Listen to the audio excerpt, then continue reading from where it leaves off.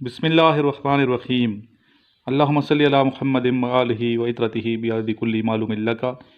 Students, आज हम intelligence test के बारे में आपको लेक्चर देंगे कि इंटेलिजेंस टेस्ट कितनी किस्म का होता है और कितने क्वेश्चंस होते हैं टोटल और कितने क्वेश्चंस वाला पास होता है, और इसके अलावा आपको वर्बल इंटेलिजेंस टेस्ट के बारे में डिटेल से लेक्चर देंगे।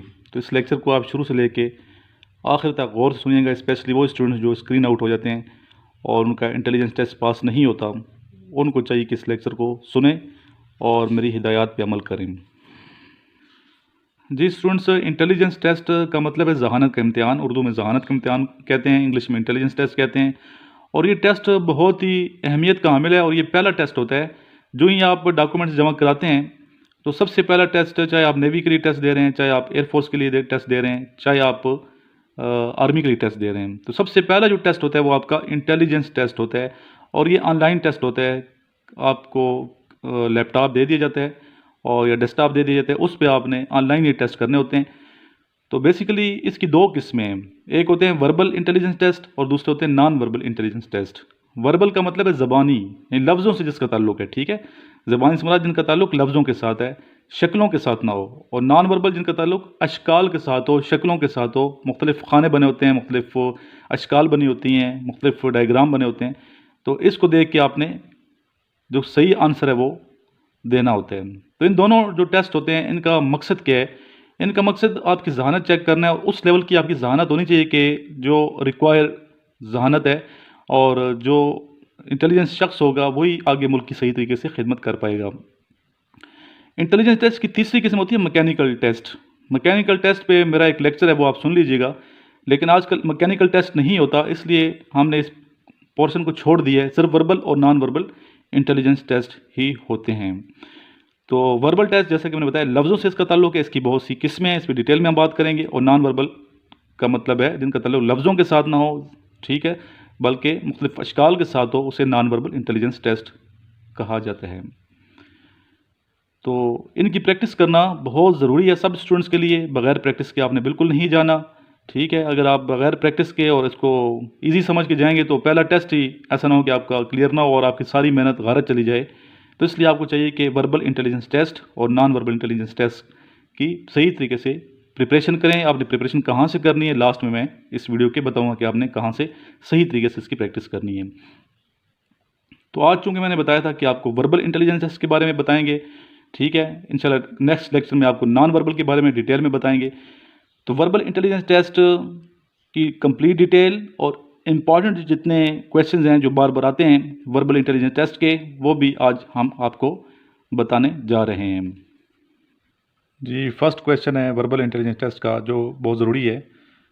आपके सामने लिखा हुआ है, choose the correct choice. Snow is to white as coal is to. ठीक है, स्नो बर्फ़ का कलर क्या है? वाइट होता है। कोल, कोयले का कलर क्या होता है? ब्लैक होता है। तो इसमें कलर पूछा गया है। Snow is to white, coal is to black. तो ब्लैक पे आप क्लिक करेंगे।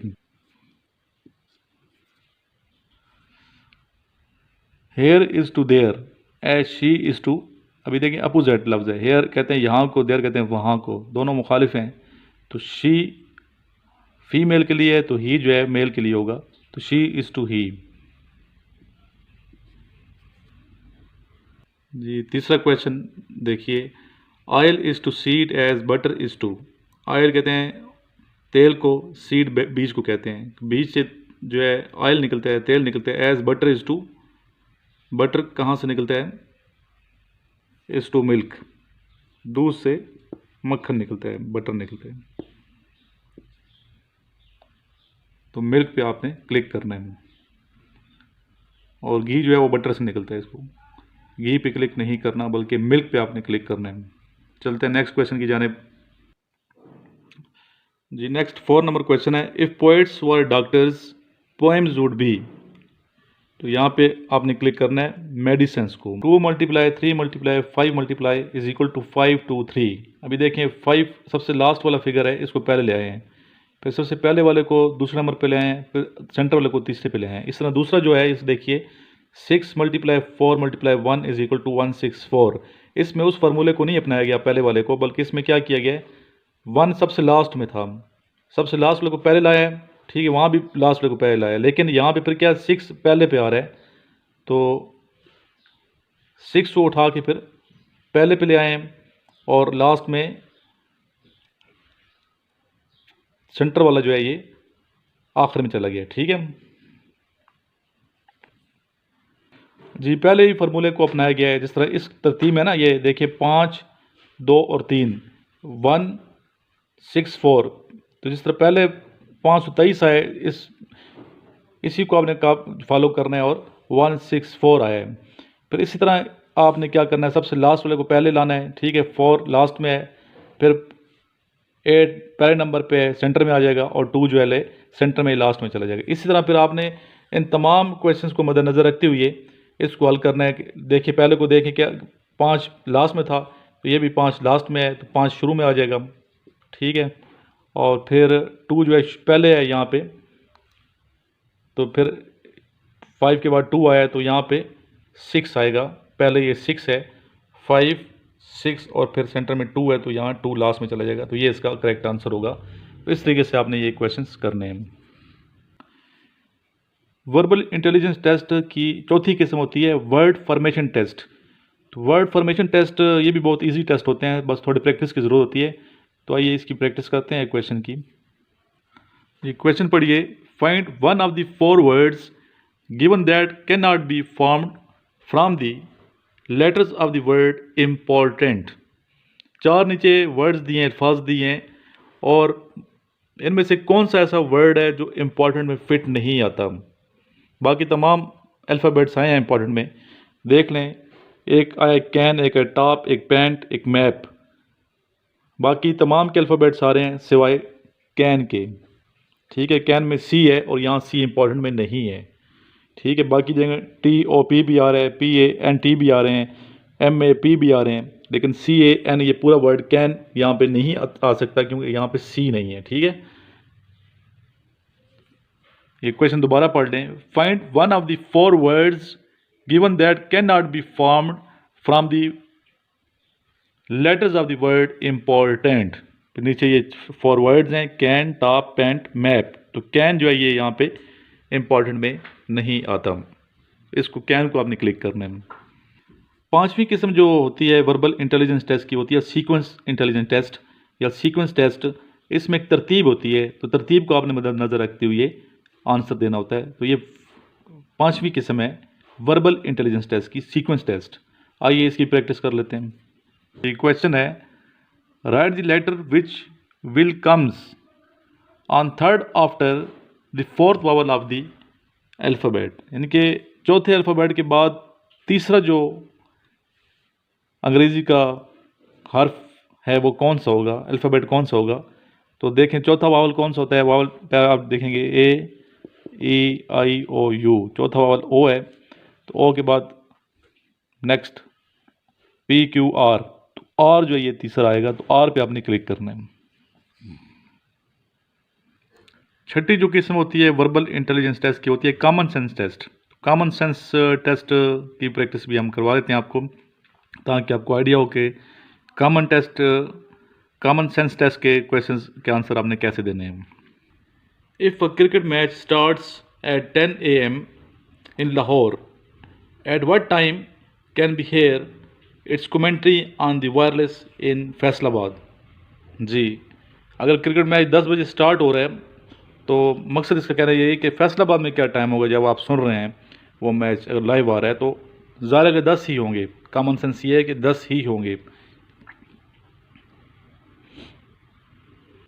जी, 7वीं किस्म है वर्बल इंटेलिजेंस टेस्ट की comparison of ranking test. Comparison of ranking test easy test है, आइए इसकी प्रैक्टिस करते हैं। ये क्वेश्चन है, A is older than B and B is older than C, who is the youngest. जी, A किससे बड़ा है B से, B किससे बड़ा है C से, ठीक है। सबसे छोटा क्या होगा, देख लाइन लगा लें आप, A बड़ा है B से, B बड़ा है C से, सबसे छोटा क्या होगा, C होगा। इस तरीके से आप लाइनें भी जहन में लगा सकते हैं। वहाँ पे कागज़ पेंसिल ले जाने की परमिशन नहीं होती, तो आपने ये जहन में ये इस तरह बनाना है, खाका बनाना है, और फिर आप इस तरह के इसके आंसर देंगे।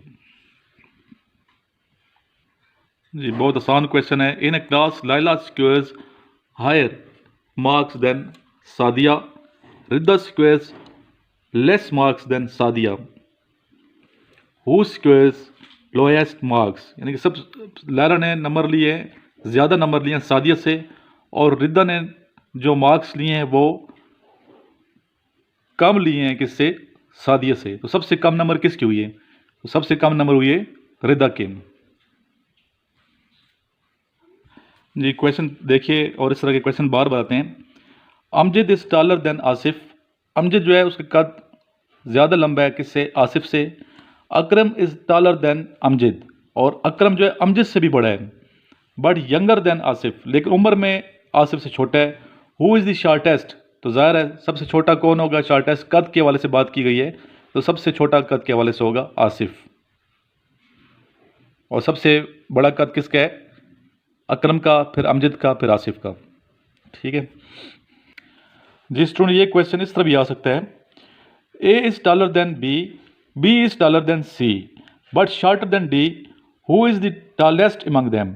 अभी ए जो है किससे बड़ा है, लंबाई किसकी, इसके कद जो है कद की लंबाई ए की बी से ज़्यादा है, और बी की जो लंबाई है कद की सी से ज़्यादा है, but shorter than D, D से लेकिन ये छोटा है, डी मतलब सी से बड़ा है। ठीक है, और सी से बड़ा बी है, और बी से बड़ा ए है। तो आंसर क्वेश्चन क्या है, who is the tallest among them, सबसे ज़्यादा टॉलेस्ट तवील कद का कौन है, लंबे कद का कौन है, तो ज़ाहिर है वो अल्फ़ा होगा, ए होगा। ए पहले नंबर पे है, फिर बी है, फिर डी है, और फिर सी है। सी सबसे छोटा, फिर उससे बड़ा डी, फिर बी, और फिर ए। तो अल्फ़ा इसका जवाब होगा, ए आपने क्लिक करना है। जी क्वेश्चन है, और ये क्वेश्चन भी आता है बार बार।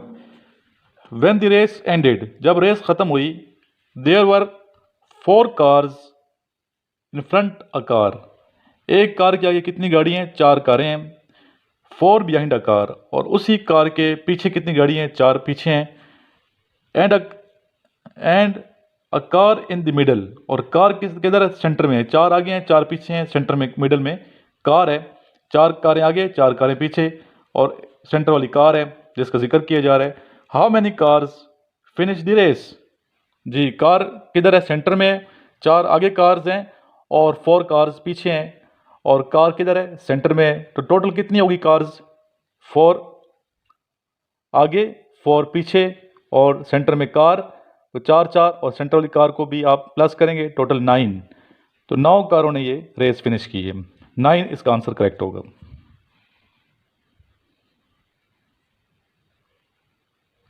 जी स्टूडेंट्स, 8वीं जो किस्म होती है वर्बल इंटेलिजेंस टेस्ट की, वो होती है ब्लड रिलेशन टेस्ट। तो ब्लड रिलेशन टेस्ट के हवाले से भी क्वेश्चंस आते हैं, तो उनकी भी प्रैक्टिस करना बहुत ज़रूरी है आपके लिए, और ये भी इतने मुश्किल नहीं होते, थोड़ा कॉमन सेंस यहाँ भी यूज़ करना है आपने। तो ब्लड रिलेशन टेस्ट के हवाले से जो क्वेश्चंस हैं, जो इंपॉर्टेंट क्वेश्चंस हैं, वो आपको ज़रूर आने चाहिए। जी स्टूडेंट्स, इस तरह के क्वेश्चन भी आते हैं, और बहुत ज़रूरी क्वेश्चन हैं, इनको याद रखना है आपने, कि if Ali is brother of the son of Salman son, what relation is Ali to Salman. ठीक है, अली भाई है किसका, सलमान के बेटे का भाई है। ठीक है, तो सलमान का बेटा और अली दोनों भाई हैं आपस में, तो सलमान का क्या रिश्ता होगा, ज़ाहिर उनके दादा होंगे, और ये इनका क्या होगा, ग्रैंड सन होगा। तो ग्रैंड सन पे आपने, इनके पोते पे आपने क्लिक करना है। Grandson is correct answer. Verbal intelligence test की 9वीं जो किस्म है वो होती है प्रॉब्लम ऑफ एज टेस्ट। तो प्रॉब्लम ऑफ एज टेस्ट की भी प्रैक्टिस आपको चाहिए, स्टूडेंट करके जाएं, और ऐसी बुक्स लें जिसमें प्रॉब्लम ऑफ एज टेस्ट की प्रैक्टिस कराई गई हो, तमाम जितने टेस्ट हैं इनकी प्रैक्टिस कराई गई हो। जी प्रैक्टिस करते हैं ऐसे टेस्ट की। क्वेश्चन है, 3 years ago Rania was 8 years younger than Anjum, what is the difference between their ages today. B oblique W is stands for between, यानी दोनों की एज में जो फ़र्क था वो कितना था, 3 साल पहले 8 साल का। तो पूछा यह गया है कि आज यानी कि रानिया और अंजुम की उम्रों में कितना फ़र्क है, कितना फ़र्क होना चाहिए या कितना फ़र्क है। तो ज़ाहिर है 8 साल ही होगा। ठीक है, 8 साल अगर पहले 3 साल अगर पहले 8 साल फ़र्क है, तो अभी भी 8 साल ही फ़र्क होगा उम्रों में। तो 8 years पे आपने क्लिक करना है। इसी तरह स्टूडेंट्स, वर्बल इंटेलिजेंस टेस्ट की 10वीं जो किस्म है वो होती है डायरेक्शन सेंस टेस्ट। तो बाज़ टेस्ट ऐसे भी आते हैं जिसमें डायरेक्शन पूछी जाती है, ठीक है। डायरेक्शन में बहुत आसान फार्मूला है, मैंने बताया आपको। अगर आपका मुंह जो है मशरिक़ की जानिब है तो आपके पीछे क्या होगा, मगरिब होगा। ईस्ट सामने और वेस्ट आपके पीछे होगा, ठीक है। और साउथ किधर होगा, मैं आपको बना के भी दे देता हूँ जी। ये देखें, मैंने बना दिया सामने। अगर आपका चेहरा ईस्ट की जानिब है, मशरिक़ की जानिब है, तो आपके बैक पे क्या होगा, हमेशा वेस्ट होता है, ठीक है, मगरिब होता है।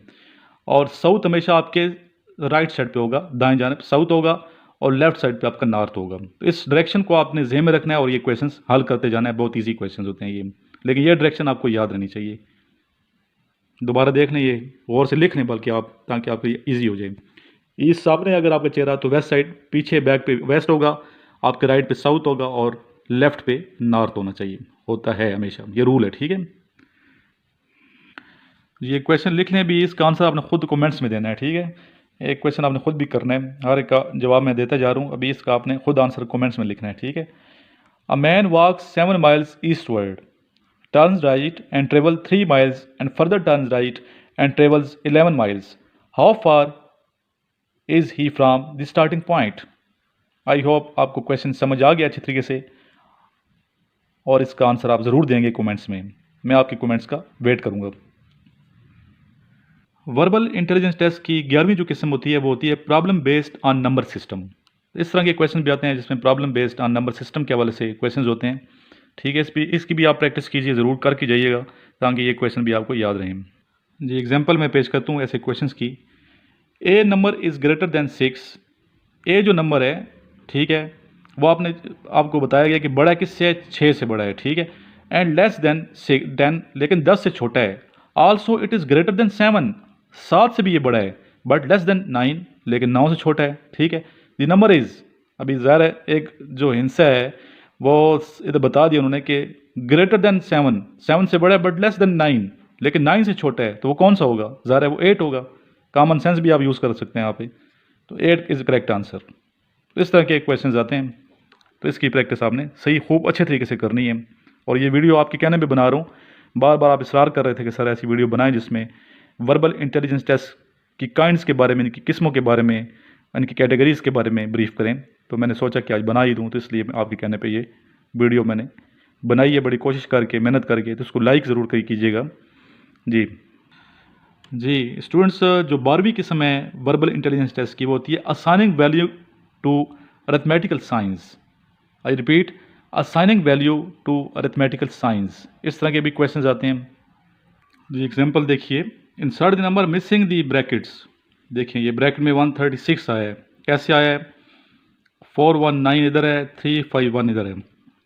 तो सबसे पहले आपने 419 में से माइनस करना है 351, 68 आएगा। 68 को फिर आपने 2 से मल्टीप्लाई करेंगे तो 136 आएगा। इस तरह आपने इसी को फॉलो करते हुए ये क्वेश्चन हल करना है।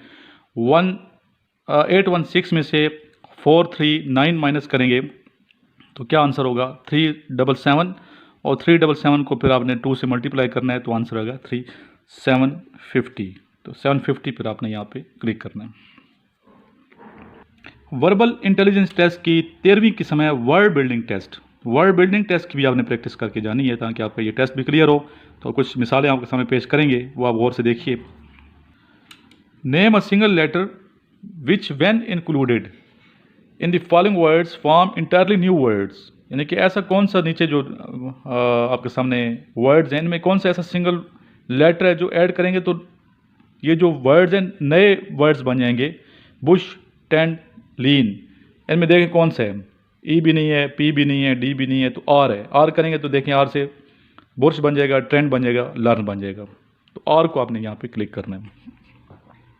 स्टूडेंट, ये आज आपने वर्बल इंटेलिजेंस टेस्ट के हवाले से डिटेल में ब्रीफिंग सुनी है, इंस्ट्रक्शन सुनी है।